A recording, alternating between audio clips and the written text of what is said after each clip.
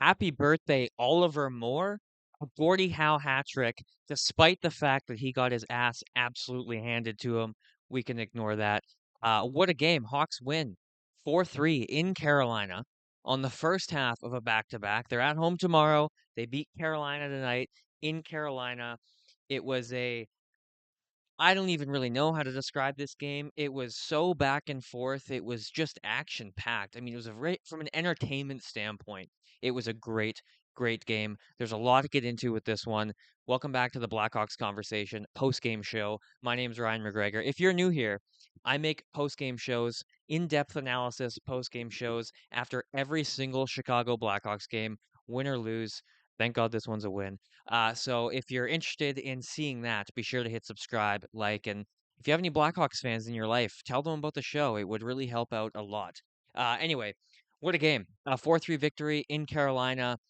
This is a big win, um, not only, of course, for the standings, but just for the mentality of this team and what I think it's going to do for their confidence.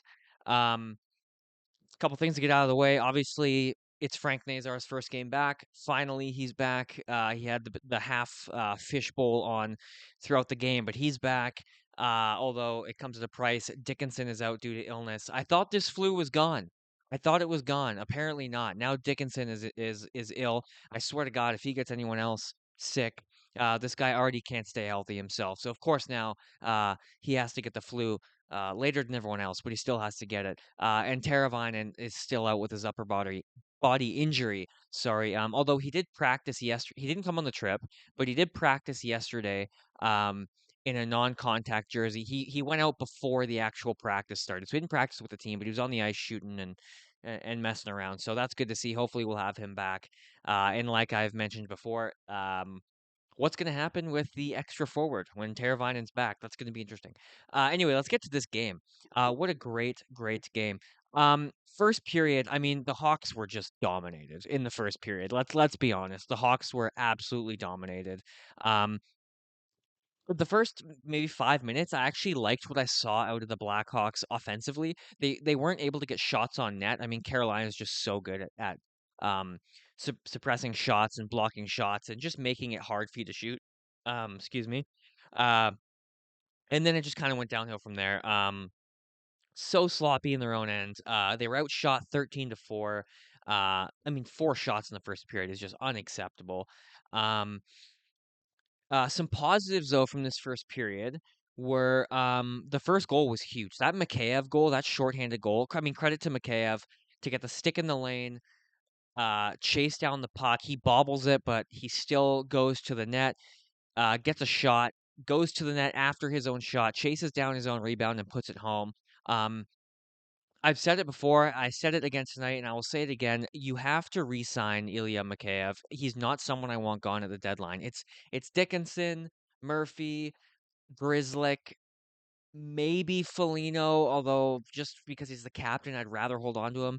Those are the guys that I'm willing to trade. I do not want Ilya Mikheyev to get traded. I want him re-signed. He's so valuable for this team, and he's the most important. You could argue Alex Vlasic, but he's arguably the most important piece of this penalty kill, and it's the second-ranked penalty kill in the NHL. Maybe first now. They went 5 for 5 tonight. Which is just aw I mean, the penalty kill has been the only consistent bright spot. I won't say only. Spencer Knight. There's been individual guys that have been consistent bright spots, but as far as the team game goes, that's been a consistent positive this whole season. And Ilya Mikheyev is one of the biggest, if not the biggest, reasons for that. Another positive to take out of that first period, uh, penalty kill obviously goes 1 for 1. Frank Nazar went 4 for 4 on the draws, um, which was good. Uh, Carolina ends up tying it. Obviously, it was Nystrom. It gets his first NHL goal, and this was one where the Hawks were in a good spot. Green wins the draw in the defensive zone. It's Grizzly who can't get it out. And it was a mixed line. It was more Green, and I forget the other winger that was out there. Green was taking the draw, so he's got the center position. So it looks like it was maybe Moore's guy that was Nystrom that kind of pinched, and Moore and Green were both in front of the net. And ideally, you want one of them uh, to get that the defenseman, but obviously they're both natural centers, and Moore is playing the wing for that shift. So, I would assume some miscommunication, and Nystrom has a lot of room, and he's able to put it home. And then we go to the second period. Um, Bertuzzi takes a penalty kill, kills it, goes 2 for 2.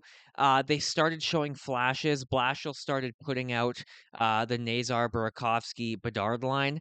He started that in the second period, and that was noticeable. He kind of put them together a few times throughout the duration of this game. Lardis makes a great play at the line to dive and block a D to D pass, or it was more of a pass from the circle to the defenseman. He dives, blocks it, gets it out, and Lardis. I'll say I'll skip to his goal here. His goal was beautiful. Donato and Moore get the assist, but it was a great play by Moore. He chips the puck in, chases after it, and then he makes a great no look back pass to Donato, who makes a really good pass to Lardis in front. And Lardis, credit to him, um, he stops right in front of the net, stick down.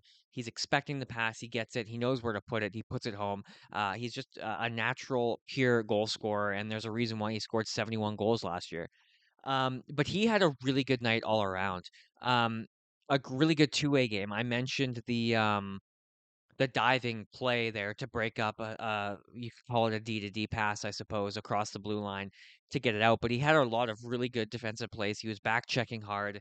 He was creating offense. He just had a really good all around game tonight, which is just it's so good to see because the question with Lardis coming into the league was, okay, is his game or is his shot gonna translate? First of all, his ability to score, but second of all, how big of a problem is his 200-foot game going to be?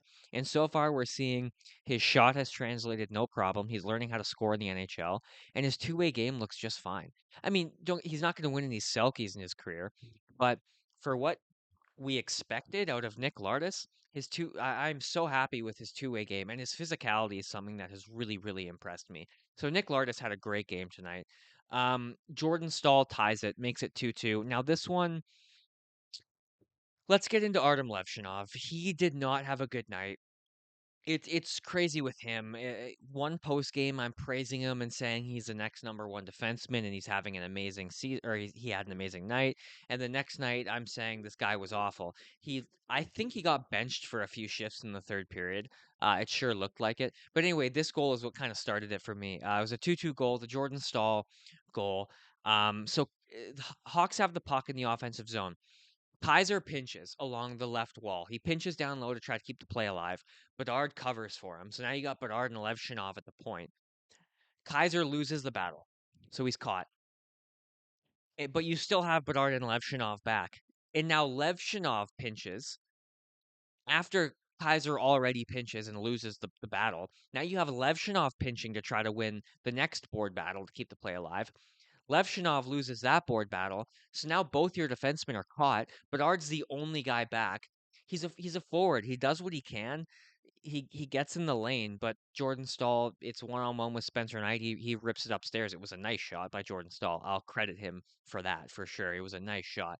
But yeah, that was just a start for me of just or the first big thing I noticed. Um, as far as Levshov having a bad night. Actually, he took a penalty in, I want to say, the first period, and that was a bad penalty. Just super undisciplined. One hand on the stick. I think he had it like this or something. And he high sticks a guy in the face.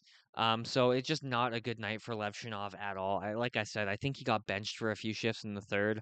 And it was deserved. I hate to say, I don't want to shit on the guy. Like, I'm a big Levshinov fan, but that's the deal with him. You get some nights he's really, really good, and some nights you wanna pull your hair out. So um yeah, so we got 2-2 going into the third period here.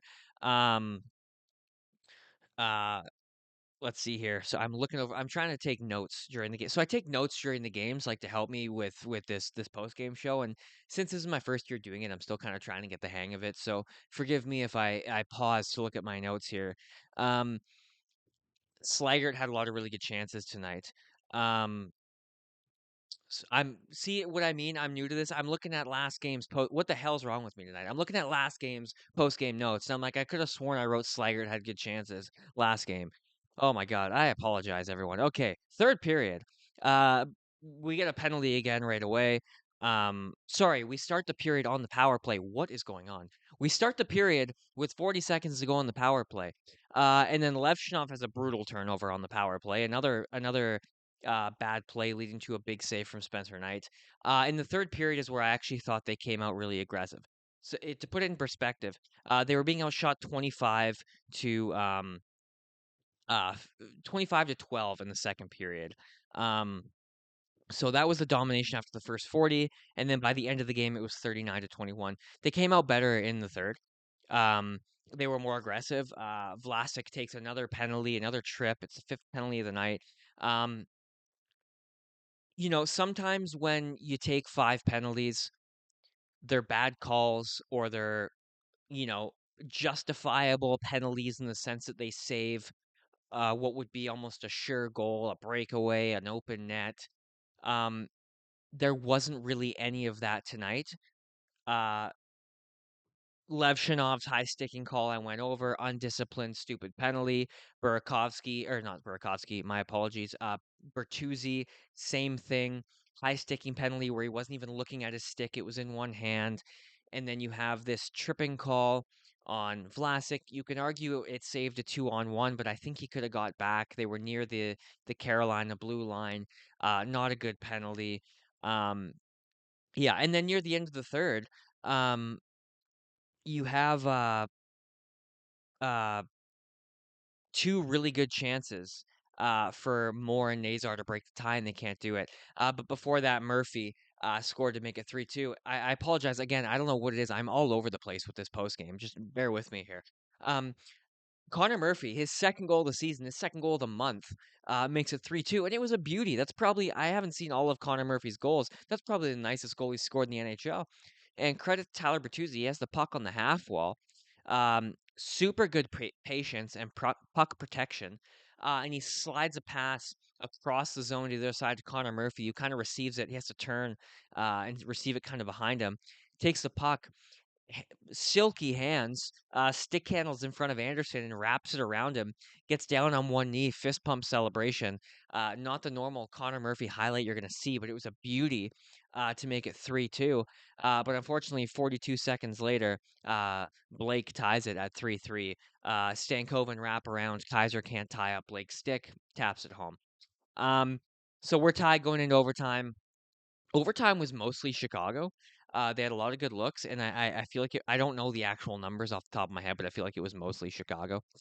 We go to a shootout. The only goal scorers are Svechnikov and Bedard, which sends us to extra shots, and then Oliver Moore, the Gordie Howe hat trick. We'll count it. It was a shootout goal, but we'll count it. Let's go over that fight though with Oliver. Let's get into Oliver Moore here, and let's go over that fight before we get into the other points I have here. Really, really good game from Oliver Moore. I mean, I'm saying that every single night. I said to my girlfriend tonight when we were watching the game, by the end of the season, this guy's going to be my favorite player on the team. I can already tell. Unless Anton Frondel has something to say about that when he joins the club. But um, yeah, he had a beautiful assist. Obviously, he had the shootout winner. Um, and the fight. Let's talk about. We have to talk about the Oliver Moore fight here. Um, Lardis gets hit along the half wall by Nikishin. Oliver Moore steps in. He doesn't like it. Nikishin's what, 6'3" or 6'2"? Towers over Oliver Moore. Oliver Moore wants all of it. He says, "Yeah, let's go. Let's go." Even Nick Lardis steps in and goes, "No, don't do this. Don't fight." He's trying to separate them because he knows Oliver Moore's going to get his ass handed to him. They drop the gloves. Nikishin feeds him four straight to the nose, basically. Drops Oliver Moore on his ass in about 4 seconds. Um, and Moore's just he's leaking. He's cut open. He wipes the blood all over his face. Looks like a warrior. Um, that's a hell of a birthday present. 21st birthday. He has earned his first legal beer. I'll tell you that. Um, just, and that's building culture right there. That is a culture building moment, and that is a moment where you're going to get so much respect from your teammates. But it's a real culture building moment. And Lardis and Moore have been showing that more than anybody. Those two guys stick up for each other every single night. You can tell they're good buddies off the ice.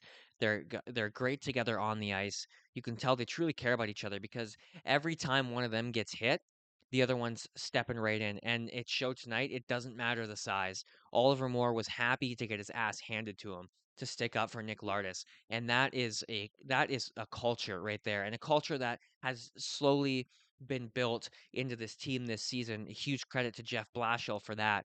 But also credit to the players who are playing it out and actually doing it and developing that culture. That was a huge moment. I absolutely love that from Oliver Moore, and that's the moment where I thought, man, yeah, by the end of this season, I'm gonna love this guy's gonna be a favorite team, my favorite player on the team. I mean, I already love him, of course, but he's gonna be my favorite player on the team by the end of the season. I can already see it happening. I'm gonna have to get an Oliver Moore jersey next. Um, yeah, I absolutely just loved that. Um, some other guys who had really good games tonight. Connor Murphy, regardless of the goal, I wrote in my notes he was having a great game before he even scored. He saved a goal with a blocked shot. His stick checks were great. He was physical. He was just making smart plays. I thought Connor Murphy had a really good game tonight. Obviously, Ilya Mikheyev, fantastic game, 2 points, a goal and an assist. Um, yeah, he was just unbelievable tonight. And again, I already went into it. You got to resign the guy. You can't move him. If you're gonna move him, give me Macklin Celebrini. No, I'm just kidding. But he's very very valuable to this team. You gotta hold on to him. Um, I already went over Nick Lardis, and I thought Nazar had a good return. He had 4 shots on goal. He played almost 20 minutes. He played 18:30. And here's something that's interesting. I touched on it that he was 4 for 4 on the faceoffs after one. He was 5 and 1 on faceoffs after two.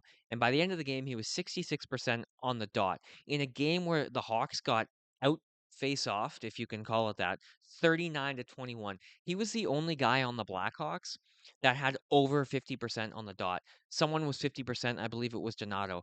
He took maybe 2 draws or something. But Frank Nazar was the only Blackhawk centerman that was over 50% on the draws. Ryan Green had an abysmal night. I checked at one point, and he had won 4 and lost 11, um, which is just not good from Ryan Green, who I didn't think had a bad night. There's nobody on this team that I actually think had a bad night. To be quite honest with you, I thought everyone played pretty well. It was a good game. Um, yeah, the highlight for me was all. If I'm gonna award like a player of the game, it's gonna be Oliver Moore. Obviously, I don't think many people um are gonna disagree with that one. Um, so yeah, after every single game, um, I take to Twitter and I ask any questions or concerns about the game, and I answer them here in the post game. So if you're wanting to do that, wanting to ask me questions throughout the game and be featured in the video, follow me on Twitter. It's in one of these corners, I believe this one. And just respond to the tweet or tweet me at any point throughout the game, and I'll answer it in the post game. So we have two today. One from B Sakura, who's always commenting. I appreciate it, buddy. He asked, "Do we have a logjam at center? And which prospect would you use to get maybe something stronger on the right side of defense to maybe get a bit better matchup for Artie?" Um, do we have a logjam at center? Well, I guess you could say that. I mean, right now you have, to me, your perfect 1, 2, 3 is Bedard, Nazar, Moore, and then I mean Green's a good center too. Like depending on how many of these guys pan out, let's say, a bunch of these dudes pan out, we just have a stacked team. Like then I could see Ryan Green being like your fourth line center. But if you don't have a stacked team, you want to play Ryan Green in the top 9 at the very least. So yeah, you could argue we have a stacked center because you also have like Boisvert. I always mess up his name. I don't know why it's so hard for me to say. Boisvert. You still have no, Nick Lardis. I'm all over the place. Anton Frondel can play center, so in a way, sure, yeah, I could see us. You could saying we have a bit of a logjam there. As far as trading to getting another match for Artie, I love him with Kaiser. So for me, you keep him with Kaiser. I personally love that. I think Kaiser's really good at, I don't want to call it babysitting, but yeah, babysitting him. So I like that matchup, those two, to be quite honest with you. The next question we have here, the last one is from Sergey. It's a three-parter here. How does Bedard make everything look so easy, almost like he's playing a different game in the shootout? Um, Yeah, every game, this guy boggles the mind. Like, he makes everything his stick handling particularly is so seamless. It's so yeah, it's like you're playing NHL 26 on easy mode. It's extremely impressive, and it's such a treat, we get to watch every night is watch this guy play hockey and cheer for this guy, and, yeah, his offensive, uh his plays in the offensive zone, they look like they're on rookie mode in an NHL video game, and as far as how does he do it, I have no fucking idea, and that's why I'm sitting uh in my house and I'm not in the NHL. Sorry if that came across as a bit rude. I didn't mean it that way. But no, yeah, I don't know how he does it. It's so crazy to watch, and it's just like I said, the only way I can describe it is it's a treat to watch. His next question here is another goal for Lardis and strong game for Moore. Are they safe from the AHL? If you're going just off of their play, 100%. They have absolutely no neither of them have done I think we're far past the more in the AHL conversation. But as far as Lardis goes too, like neither of them have any parts of their game, in my opinion, that warrant being sent back down. The only way I could see Lardis being sent back down is when Teravainen comes back and they have to just make roster decisions. Um, I think it's going to be Slaggert that goes down because I think his game is the most easy to replace. Like you could argue Doc, but I think Doc plays more of a role, um, or more of a rare, not rare, but more of a limited role that we have on the team. Um, but if you're going just off of their individual play, yeah, they're. I don't think they deserve AHL time at all. But we have too many guys, so that's going to be an issue, and it all comes down to how Blashill and his team, and Kyle Davidson and his team too, want to handle it. So, in my opinion, yes, but I could see a world where they think, well, it's not going to hurt Lardis to get him in the AHL. He had a nice taste, he did well. Let's go let him dominate even more and bring him up post trade deadline. I could see that happening, and I wouldn't be super mad with it. But like I said, if it were up to me, he would stay, and a guy like Slaggert would probably go back down to the AHL. Although Slaggert had a really good game tonight. And the third part of this question here is Lardis's off the puck and defensive game adequate? Yeah, I think so. As far as off the puck goes, I mentioned it on his goal tonight. He knows where to go. He's learning where to go. That's the thing too. Like he's always had the shot, and it was always about learning how to best use his shot in the NHL, and a part of that was where to go, how to get open, um, things like that. And yeah, I think he's doing a really good job of that. I think he's exceeding some people's expectations. And I think he's doing a great job of it. The kid's heating up. He's scoring goals, and yeah. So as far as off the puck play, and I think his defense is adequate. Like I think you'd call it adequate. Exactly. That's a great word to describe it. Like it's not like I said, he's not going to win any Selkies. But for a guy whose two-way game was heavily questioned coming into the NHL, I think he's exceeded expectations. And like when he's in the defensive zone, I'm not worried.